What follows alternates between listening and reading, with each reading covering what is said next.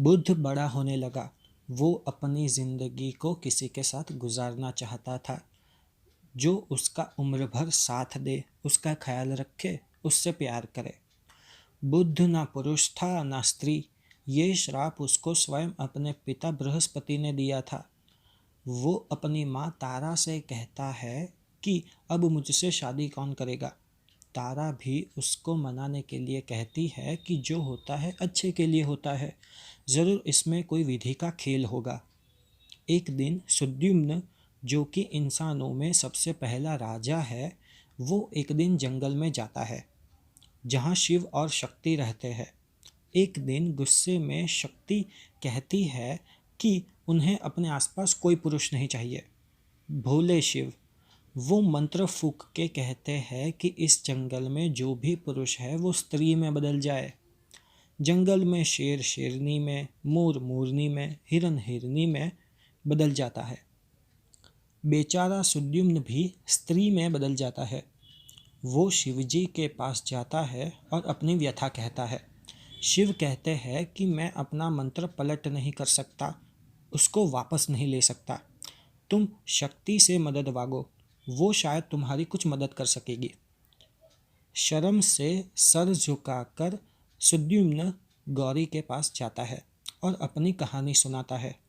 शक्ति कहती है कि मैं अपने पति के शब्दों का असर खत्म नहीं कर सकती, उन्हें झुठला नहीं सकती, लेकिन मैं तुम्हें एक वरदान देती हूँ। जब चंद्र की कला बढ़ेगी, यानी अमावस्या से लेकर पूर्णिमा तक तुम स्त्री रहोगे, और जब चंद्र की कला कम होगी, यानी पूर्णिमा से अमावस्या का समय, तब तुम पुरुष रहोगे। बुद्ध अमरावती में अपने श्राप के चलते खूब चिंतामय और उदास रहता है। वो एक दिन पृथ्वी पर आता है और आते ही उसकी नज़र एक खूबसूरत स्त्री पर पड़ती है, लेकिन वो रो रही होती है।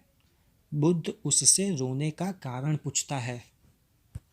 वो स्त्री अपना नाम इला बताती है और अपनी कहानी बताती है कि उससे कैसे 15 दिन पुरुष होने का और 15 दिन स्त्री होने का वरदान मिला।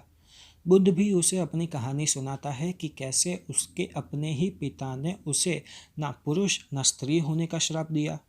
दोनों ही एक दूसरे के पूरक हो गए। एक जो पुरुष और स्त्री दोनों था, और दूसरा जो ना ही पुरुष ना ही स्त्री था। दोनों एक दूसरे से शादी करते हैं और खूब सारे संतान पैदा करते हैं। बुद्ध का जन्म चंद्र के बीज से हुआ था, तो वो अपने वंश का नाम चंद्रवंशी रखता है।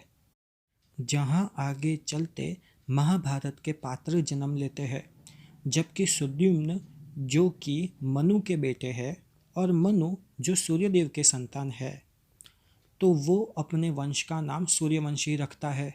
जहाँ आगे चलते रामायण के पात्र जन्म लेते हैं।